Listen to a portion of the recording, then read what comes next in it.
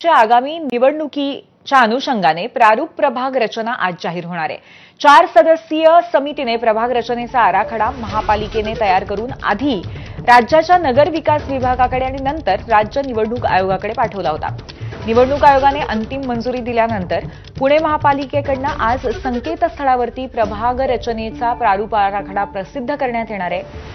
पुणे महापालिकेतील 23 गावांचा समावेश करण्यात आलाय। त्यामुळे नवीन प्रभाग रचनेनुसार पुण्यात नगरसेवकांची संख्या 165 असणार आहे। प्रभाग रचनेचा हा आराखडा प्रसिद्ध झाल्यावरती त्यावर काय प्रतिक्रिया उमटतील याकडे लक्ष असेल।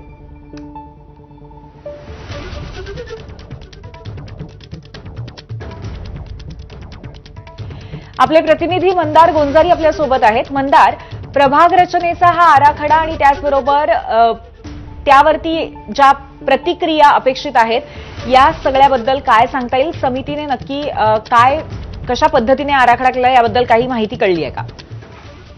4 सदस्यीय प्रभाग रचना असणार आहे पुणे महापालिकेच्या आगामी निवडणुकीसाठी आणि त्यासाठी पुणे महापालिकेने जो प्रारूप आराखडा तयार केलेला आहे प्रभाग रचनेचा तो आधी राज्याच्या नगरविकास विभागाकडे पाठवण्यात आला होता। तिथून मंजुरी मिळाल्यानंतर तो राज्याच्या निवडणूक आयोगाकडे पाठवण्यात आला आणि निवडणूक आयोगाकडून देखील अंतिमता मंजुरी मिळाल्यानंतर आता तो पुणे महापालिका जाहीर करते आहे।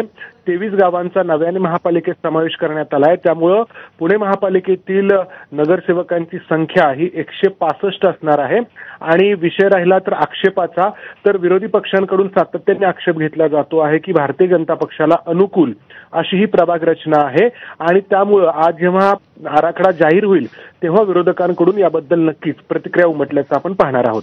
पूर्वी धन्यवाद मंदार। त्यामुळे आता नक्की कशा पद्धतीने हा आराखडा असेल याकडे लक्ष असणार आहे आणि त्याबरोबरच प्रतिक्रिया काय उमटतायत विरोधकांकडून हेही महत्त्वाचं असेल।